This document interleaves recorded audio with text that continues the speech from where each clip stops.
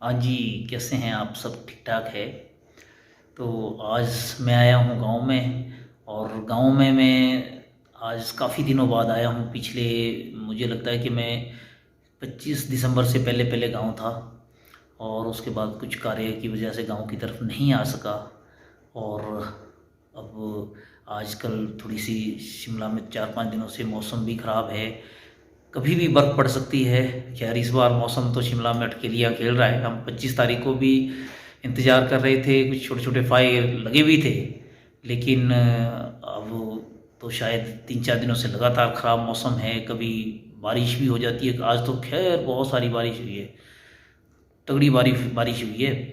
तो वहाँ पे हर वक्त ठंड में हीटर के पास सेकते रहते, मतलब खुश्की सी हो जाती है, सारा शरीर अजीब सा हो जाता है। लेकिन जो गांव में चूल्हे के पास का सेकना है वो, वाह, वो तो मज़ेदार है जी। यहाँ चूल्हे के पास बैठो भी, खूब गप्पे भी मारो, और काम भी चलता रहता है। रसोई में काम भी चलता रहता है, खाना भी पकता रहता है और गप्पे भी मारते रहते हैं। अभी मेरे सारे परिवार के लोग खाना वाना खा के जा चुके हैं। मैं अभी भी बैठा हूँ इस चूल्हे के पास से। दिल नहीं कर रहा है कि यहाँ से उठें। तो मैंने यहाँ पे ये स्मोकलेस चूल्हा लगा रखा है, क्योंकि जो ट्रेडिशनल चूल्हा है वो हमारे कम जलता है। चूल्हा खैर गांव में कुकिंग तो सारी हमारी गैस वूस पे होती है। तो अब सब कुछ नया है, सब कुछ नए सिरे से हैं सारा कुछ। अभी ये किचन का काम है, अभी किचन में काफ़ी कुछ काम होना है। लेकिन हम यहाँ शिफ्ट हो चुके हैं, काम भी चलता रहेगा। लेकिन चलो, अभी ये घर के काम में ख़त्म नहीं होते। तो ये मैं बता रहा था स्मोकलेस चूल्हा। एक इसका सबसे बड़ा फ़ायदा जो मेरे को लगा, एक तो हीट अच्छी है इसकी, अंदर धुआं नहीं होगा। और दूसरी बात है कि आपको कम लकड़ी इसमें प्रयोग करनी पड़ेगी। बस छोटे छोटे पीस बनाए, मैं बाल्टी में लाया हूँ, 1-1 फुट के छोटे छोटे पीस बना के लाया। और हार्डली 10 मिनट में मैंने यहाँ पे वही जो हमारी लंबी लंबी लकड़ी होती है वो तोड़ी, और मैंने यहाँ पे लाई, और वो मज़े से जल रही है। खूब सेक है इसमें, मज़ेदार सेक है। तो मैं सभी को प्रेफर करता हूँ कि भाई सेकने सूखने के लिए तो बहुत अच्छी चीज़ है ये। खैर खाना भी इसमें अच्छा पकता है, ऐसा नहीं है। पर हमारे बहुत लोगों ने इसको लाया और ये फेल ही हो गए इसको, मतलब कभी इसको प्रॉपर यूज़ नहीं कर पाए। उसका एक कारण, मैंने सबसे बड़ा कारण ये देखा कि हमारे जो लोग हैं इसको, एक तो इसका ये जो डोर है, इस डोर को खोल के यूज़ करते हैं और बड़ी बड़ी लकड़ियाँ लगाते हैं इसमें, जो ऐसे नहीं इसको यूज़ किया जाता है। इसको डोर को बंद कर लो और उसके बाद इसमें आप लकड़ियाँ लगाओ। और जब आप ये पीछे का जो एक यहाँ पे एक लगा होता है लूपसी, जब आपने इसको जलाना है तो इसको खोल देना चाहिए, क्योंकि ये बीच में ब्लॉक कर देता है। जब इसमें अंगारे बन गए अंदर, जब इसमें आग, आपको समझो कि अब आपको नहीं चाहिए आग और अंगारे बन चुके, सारी लकड़ी जल चुकी है, तो आप इसमें इसको हुक को बंद कर दें तो अब ये इसमें जो अंगारे हैं वो काफ़ी देर तक रहेंगे। तो ऐसा ऐसा है। बाकी अब कल का दिन है, कल भी गांव में रहूँगा। और गांव में खैर बारिश में तो कोई काम धाम होता नहीं, फिर भी खेतों में जो हमने कुछ बीज रखा है, थोड़ा खेतों की तरफ जाएंगे और फिर देखते हैं ज़रा खेतों में क्या क्या हुआ है। ये मेरा किचन, इसमें अभी जो ये सामने ये भी जो स्पेस है इसमें भी कपबोर्ड बनने हैं, और यहाँ भी कपबोर्ड बनने हैं। ये अंगीठी है, अभी अस्थाई तौर पे है, और ये इस तरह से कुछ बनी है। और ये है, ये जो नीचे इसमें भी अभी कपबोर्ड तैयार होने हैं। तो बाकी किचन काफ़ी खुला डुला है। ये लगभग 15 बाई 18 फीट का किचन है, और इसमें लगभग 10 से 15 आदमी मज़े से बैठ सकते हैं। तो इसका रीज़न एक ही था कि हमारा परिवार भी वैसे तो पहले छोटा परिवार था, हम 2 भाई 1 बहन और माता पिता, सिर्फ छोटा सा परिवार था, छोटे किचन में काम चल पड़ता था। लेकिन अब बच्चे लोग हो गए हैं, मेहमान आ जाएं तो एक समय ऐसा आ जाता था कि हम किचन में या हम बैठें या बच्चे बैठें, तो अब एक साथ सभी लोग हम बैठ सकते हैं। तो ये काफ़ी खुला डुला, परंतु अभी इसको सजते सजाते थोड़ा टाइम लगेगा। और इसका एक मैंने सबसे हटके बात अलग से की है, इसका जो वॉशिंग एरिया है वो मैंने किचन के अंदर नहीं रखा। कहीं भी आप देखेंगे तो वॉशिंग एरिया नहीं है इसमें वॉशिंग एरिया मैंने अलग से दिया है। ये दरवाज़ा है, ये देखो आप, ये है इसका वॉशिंग एरिया। ये एक अलग से कैबिन है ये। तो आप मज़े से यहाँ पे अपने जो बर्तन वगैरह वॉश करने वो आप करें, जो आपने सब्जियां धोनी है या आटा वगैरह बनाना है वो आप इस स्पेस पे बना सकते हैं। वो इंस्टेंट गीजर लगा है, अभी यहाँ पे वाटर प्योरीफायर लगना है। तो ये बहुत सारे अभी काम बाकी है इसमें। तो चलो होता रहेगा आहिस्ता आहिस्ता काम। ये एक छोटी सी कोशिश है कि चलो एक किचन तो एक अच्छा होना चाहिए। बाकी क्योंकि हम जब कभी गांव में होते हैं तो मैक्सिमम समय जो सभी का काटा जाता है या बिताते हैं या सभी लोग बैठते हैं, यहाँ ड्राइंग रूम में इतना नहीं बैठते हैं या ड्राइंग रूम की इतनी महत्व नहीं है जितना कि किचन का रहता है। तो इसी करके हमने इस किचन को एक अच्छा स्पेस दिया है। और मेरा मानना है कि किचन थोड़ा बड़ा ही होना चाहिए ताकि आप सभी लोग जो घर के लोग हैं या जो आपके मेहमान लोग आए हैं, जो क्योंकि गाँव के में मेहमान मैक्सिमम तो वही लोग होते हैं जो हमारे रिश्तेदार होते हैं, परंतु हम सभी लोग जितने भी आउटसाइडर को छोड़ के जितने भी होते हैं हम सभी किचन में बैठते हैं। बाकी नमस्ते जी सभी को। आज दूसरा दिन गांव में ही और झमझम बारिश लगी हुई है। सोचा था खेतों की तरफ जाएं, लेकिन खेतों की तरफ आज जाना नहीं होगा क्योंकि जहाँ दूर तक देखो बादल ही बादल है और मौसम कुछ इस तरह का बना है। और सुना है अभी किसी का फ़ोन भी आया था कि शिमला में भी बर्फबारी शुरू हो गई है और आज शिमला भी जाना है। तो बस सोच रहे हैं कि अब थोड़ी देर से निकल जाएं शिमला की ओर, क्योंकि इससे पहले कि सारे रास्ते बंद हो जाए तो शिमला पहुंचना भी ज़रूरी है। तो आज यहाँ कुछ काम ज़्यादातर नहीं होगा, तो बस यही सोच रहे हैं कि बस अब अपने गंतव्य की तरफ निकल पड़े। बारिश काफ़ी सालों बाद कुछ ऐसी हुई है आजकल, नहीं तो दिसंबर और जनवरी में बारिश की कमी रहती है, लेकिन इस बार कुछ 3-4 दिनों से जो बारिश लगातार हो रही है ये बहुत ही अच्छी है। किसानों के लिए तो बहुत ही बढ़िया है। और मैंने भी कुछ जो फसल लगा रखी थी उसके लिए शायद ये जीवन दान देगी, नहीं तो सूखे में बहुत मुश्किल हो गया था। काफ़ी दिनों से हम वेट कर रहे थे कि बारिश हो जाए। पानी अभी आजकल सिंचाई वाला भी नहीं आ रहा था। देखो दूर दूर अभी बादल देखो, पूरी घाटियाँ बादलों में समाई हुई है। ये जो सामने आपको वैली दिख रही है ये कराड़ा घाट की तरफ की वैली है, लेकिन अभी कराड़ा घाट या ये जो आगे का इलाका है नहीं दिख रहा है बादलों की वजह से। और ये इस तरफ को मढ़ोड़ घाट की तरफ लगातार बारिश है, शाम से लेके बिल्कुल भी नहीं रुकी है। तो अब थोड़ी देर से शिमला की तरफ निकल पड़ेंगे, फिर देखते हैं रास्ते में क्या क्या होता है। ये हमारे पुराने मकान है, अभी भी अच्छी हालत में है। और जब ये सर्दियों का मौसम होता है तो ये बहुत ही अच्छे रहते हैं। और जब खासकर सर्दियों में क्या, जब जितनी गर्मी बाहर पड़ती है उतने ठंडे अंदर होते हैं ये, और सर्दियों में जितनी सर्दी बाहर पड़े उतने गर्म रहते हैं। ये कुछ इन जो प्रकृति के साथ बने हुए ये मकान है, इनका अपना महत्व रहता है। ये है इस मकान की निचली मंजिल, इसको हम बोलते हैं बी, ये बी है। और ऊपर का जो रहता है वो पौड़ा रहता है। तो ये आजकल मैं तो जब कभी आता हूँ तो यहीं इसी निचले मकान में मैं रहता हूँ और बड़े मज़ेदार रहता है। ये है तो खैर ओल्ड फैशन में, लेकिन फैशन को मारो गोली, मज़ा आता है इससे रहने का। ऐसे दिखते हैं कुछ ये अंदर से जो पुराने कपड़े रहते हैं हमारे, बहुत ही गुम होते हैं लेकिन मज़ेदार होते हैं।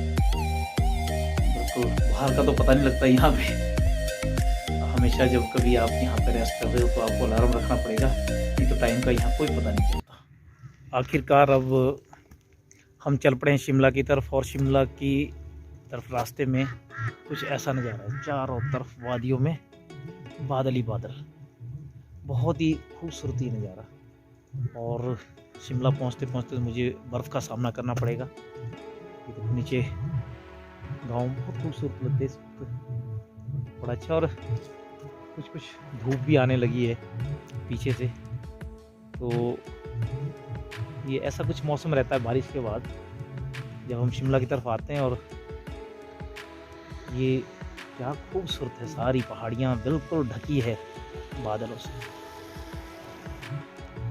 ये है दिस्ती गांव। बारिश के बाद यहाँ का नज़ारा ही बहुत अच्छा लग रहा है, बहुत ही खूबसूरत ये नज़ारा। और वो सामने ये गांव है पन्याहाना। नारकंडा या मशोबरा में बर्फ़ गिर जाती है तो सारी गाड़ियाँ इसी रास्ते से आती है। ये रास्ता जा रहा है आगे किंगल की तरफ, रामपुर की तरफ निकलता है। और ये हमेशा का हमेशा ये रास्ता साफ़ रहता है, इसमें कभी भी बर्फ़ नहीं गिरती है। लो हाइट से ये सारा रास्ता है। और आजकल ये जो धामी से होते हुए बसंतपुर को सारी गाड़ियाँ, या सुन्नी की तरफ ये सारी गाड़ियाँ निकलती है, और इसमें काफ़ी रश रहता है। रोड छोटा है लेकिन अच्छा है, ग्रेफ का है ये। तो इसको जो हमारी बॉर्डर रोड ऑर्गेनाइजेशन है वो इसको मेंटेन करती है, तो ये हमेशा चलता रहता है। तो बाहर की बेहद गाड़ियाँ यहाँ से निकलती है, बसेस यहाँ से निकलती है, क्योंकि उधर नारकंडा बंद है और शिमला के पास मशोबरा बंद हो जाता है, तो सारी गाड़ियों का आवागमन फिर ऑब्वियसली इसी रास्ते से होता है। गाड़ी में भी चारों तरफ मॉइस्चर हो जाता है, और जब बाहर ठंड हो अंदर गर्मी हो तो बहुत जल्दी जो ये शीशे हैं गाड़ी के ये बिल्कुल मॉइस्चर पकड़ लेते हैं। तो ऐसे में बड़े ध्यान से मोड़ पे, वैसे तो आप अंदर से पोछा मार लें, एग्जॉस्ट फैन चला लें, तो ऐसे में हमेशा बड़े ध्यान से चलना होता है। अभी पिछले मोड़ पे भी एक गाड़ी वाले को थोड़ी सी गलती होने वाली थी इसी तरह से, क्योंकि उसे सामने अंदाज़ा ही नहीं चल लगा कि आगे से कोई गाड़ी आ रही है। तो ऐसा अक्सर होता है। और थोड़ी सी धुंध भी हो तो हमेशा संभल के चलें, फॉग लाइट जला के चलें, ऐसा कुछ हमेशा ध्यान रखना चाहिए। तो गाड़ियों का आज बहुत ज़्यादा रश है, यहाँ से बहुत सारी गाड़ियाँ आ जा रही। मैं पहुँच गया हूँ अपने ग्रीन वैली ढांडा में, और ढांडा में कुछ इस तरह का मौसम है। कहते थे कि शिमला में बर्फ़ पड़ रही थी, लेकिन अभी यहाँ लगता नहीं है। पर ये इसी तरह का मौसम अगर रहा तो हो सकता है शाम तक या रात तक, जब तक हम सुबह उठे तब तक बर्फबारी चारों तरफ वाइटिश नज़र आए। ऐसा कई बार मैजिक होता है, ये ऊपर बैठा कुछ ना कुछ मैजिक करता रहता है। और आज भी ऐसा लग रहा है। देखो आप धुंध के बीच देखेंगे क्या खूबसूरत लग रहे हैं हमारे जो देवदार के पेड़ है, और चारों तरफ धुंध ही धुंध, और ऊपर से थोड़ी बारिश भी चली है। तो ऐसा कुछ नज़ारा है। अगर कल बर्फबारी हुई तो फिर मैं आपको ज़रूर वो भी एक जो सीन रहेगा वो दिखाऊंगा। तब तक के लिए धन्यवाद। आप मेरा चैनल सब्सक्राइब करें, लाइक करें, शेयर करें, और हमेशा अपना प्यार देते रहें। Thank you. ये है कुदरत का नज़ारा, चारों तरफ बर्फ ही बर्फ। आखिर रात को स्नोफॉल हो गया, और बहुत ही मस्त नज़ारा है इस वक्त। चारों तरफ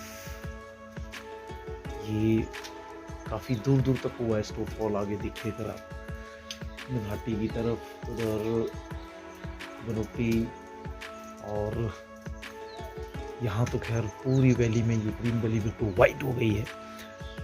और इस वक्त ट्रैफिक भी टोटल जाम हो चुका है, लाइट गुल है। बस ठंड बहुत ज़्यादा है, बेहद ठंड है। तो ऐसा कुछ आलम रहता है जब बर्फबारी हो जाती है, लेकिन इसका हमें बहुत इंतज़ार रहता है। और आज आखिर इस मौसम की पहली बर्फबारी जो काफ़ी दिनों से बारिश के बाद आज हुई है, तो बहुत अच्छा लग रहा है। खैर इतनी बर्फबारी नहीं हुई है, जितनी हमने एक्सपेक्ट की थी, लेकिन फिर भी जितनी हुई है काफ़ी है।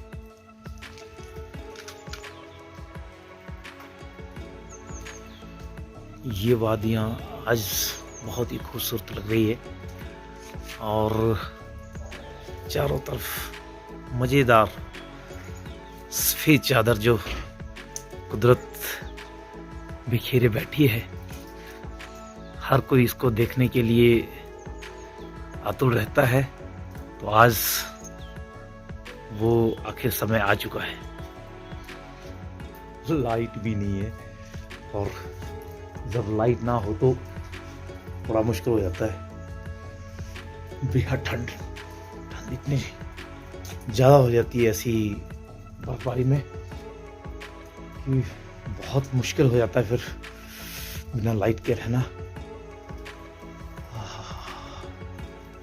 सारी ट्रैफिक फंसी पड़ी है और हीरानगर और ऊपर भी तो कोई अभी आवाज़ें आ रही है गाड़ियों की। मुझे लगता है कि शायद डोजर अभी बर्फ साफ करने में लग गया होगा। तो ऐसा कुछ सीन रहता है। आप देखें वादियाँ बहुत ही मज़ेदार ये वादियाँ,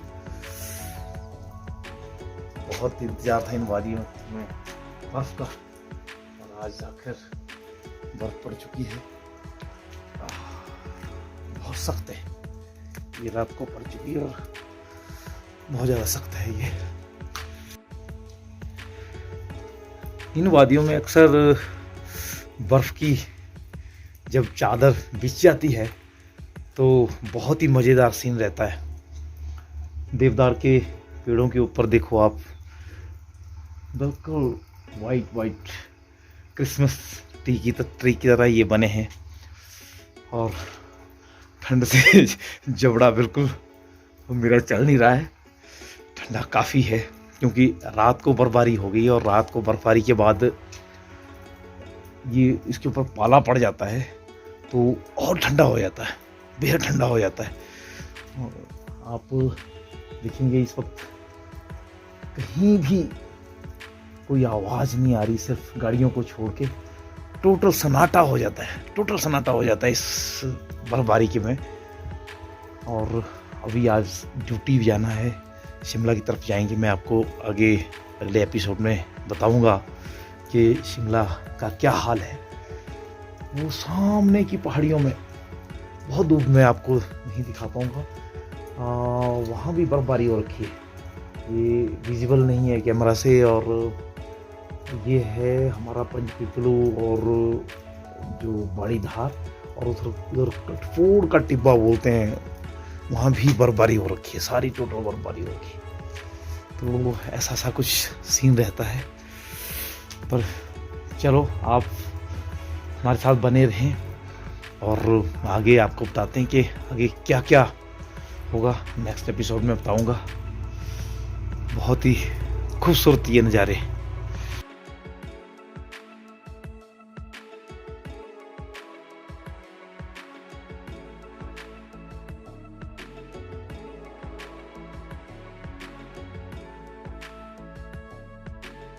बस अभी की सहारा रहता है इस सर्दी में कि थोड़ा सा चाय हो जाए। गर्मा गर्म चाय बन रही है और सेकने के लिए तो सिर्फ आओ थोड़े हाथ गर्म करेंगे गैस में ही, क्योंकि हीटर तो नहीं है। और पानी गर्म करने के लिए मैं आपको बता दूं, बस ये पॉट मैंने अब खाली किया है, इस पॉट में मैं पानी गर्म करूंगा। तो ऐसा ही कुछ चलता है इस जो सर्दी के दिनों में जब बर्फ गिर जाती है तो बहुत मुश्किल हो जाता है इससे कुछ करना।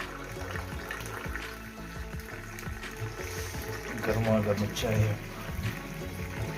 मज़ेदार। चलिए पानी मैंने लगा दिया गर्म करने के लिए, नहाने के लिए, क्योंकि अब कोई और दूसरा सोर्स है नहीं। तो बस ये गर्म हो जाएगा, तब तक हम थोड़ी चाय की घूंट लगाएंगे। चाय की प्याली बिल्कुल गर्म गर्म।